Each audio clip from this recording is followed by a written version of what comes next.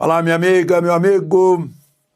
Estou de volta ao local costumeiro da nossa conversa. Nesta quinta-feira, dia 14 de agosto, em 1784, a primeira colônia russa foi estabelecida no Alasca, na ilha de Kodiak.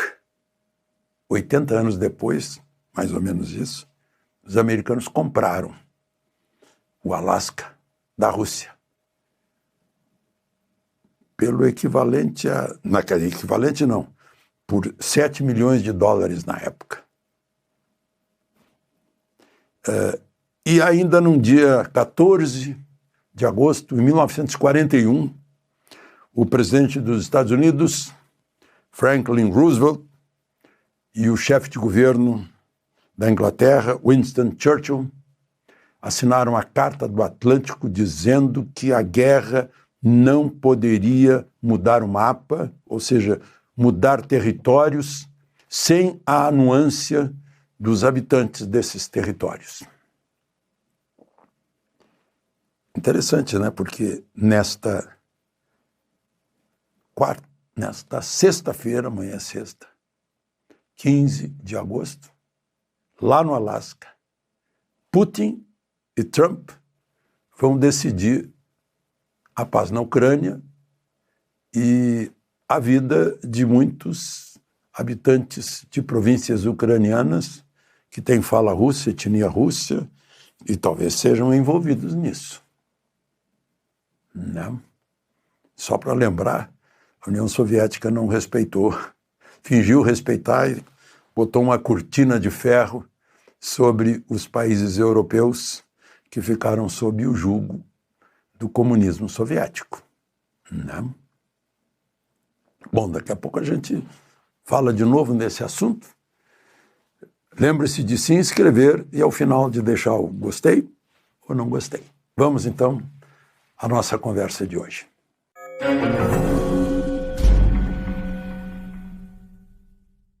Bom, o tema que está bombando aí é o corte de vistos para 2 dos administradores do programa Mais Médicos do governo Dilma, dos governos Dilma. Começou em 2013 e foi até 2016, 2017. Quando Bolsonaro assumiu, então, sumiram os mais médicos, né? Os cubanos foram embora, tomaram a iniciativa de ir embora antes de que fossem envolvidos. E depois Lula, no atual governo, refez o Mais Médicos e já está com questionamentos aí no Tribunal de Contas da União sobre se havia necessidade mesmo do programa. Mas os Mais Médicos pagaram com dinheiro seu, meu, dos pagadores de impostos do Brasil, 13 bilhões de dólares, sendo que desses 13 bilhões, 7 bilhões foram para o governo cubano.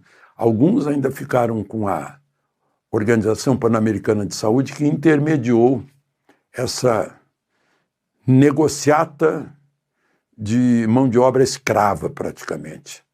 Porque os mais médicos, os médicos cubanos que vieram para cá, formados em faculdades cubanas, parece mais agentes de saúde, digamos assim, ficavam só com uns 20% do que era pago para eles. E passavam dificuldades aqui, além de terem uma formação deficiente que foi encoberta pela liberação. Para eles não precisa fazer o revalida para revalidar diploma. Ou seja, foi uma forma que o governo do PT encontrou para financiar uma ditadura, a ditadura cubana, né? Usando uma mão de obra semi-escravizada.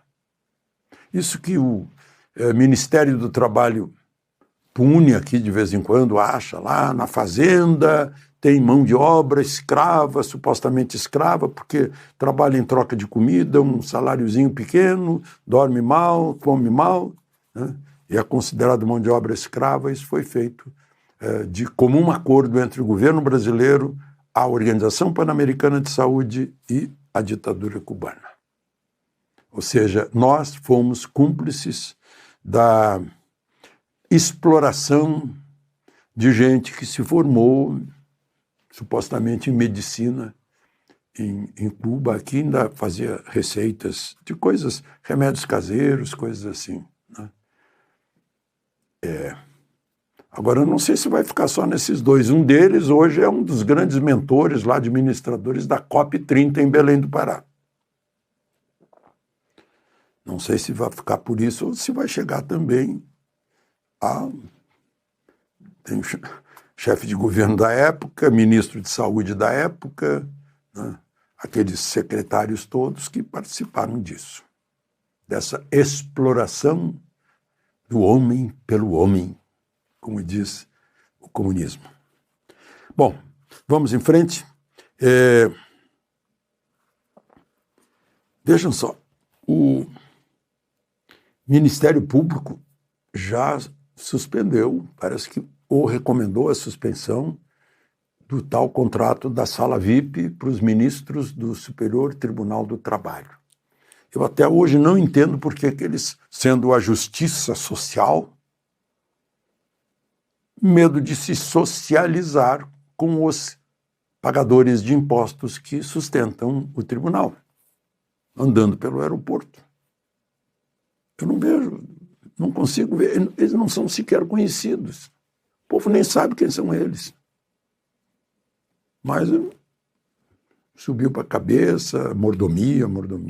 Não? Estão aí anunciando também a compra de uma frota de carros para eles e tal. Né? E agora eu vejo aqui, aí aproveitam, né? Vai ter a 22ª Olimpíada Nacional do Judiciário em Foz do Iguaçu. Olimpíada do Judiciário vai ser uma coisa assim, quem termina um processo mais rápido, quem faz um voto mais rápido, será isso? Não, não é. Olha aqui, as modalidades. Beach tênis, futebol society, pesca, futsal, acho que é futebol de salão, handebol, futebol de mesa, eu acho que era o que no meu tempo se chamava de futebol de botão. E diz ainda que os requisitados pelos tribunais, pela Justiça Federal no país todo, também podem participar e se inscrever. Vai ser durante o recesso do Judiciário? Não. É em setembro, do dia 20 ao dia 26. Bom, enfim, dia 20, os do Judiciário Federal lá do Rio Grande do Sul, pelo menos, vão ter esse feriado. Mas vai até dia 26. É o que está dizendo lá na Folha de São Paulo. Bom, e pulando para o Metrópolis, está dando detalhes de uma operação de imóvel que em dinheiro brasileiro dá 22 milhões, em dinheiro americano 4 milhões e 100 mil dólares. Eu achei caríssimo, só 158 metros quadrados.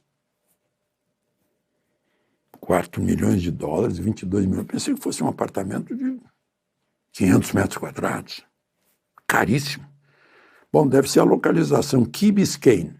É uma dessas keys da Flórida, só que essa fica ali do lado de Miami.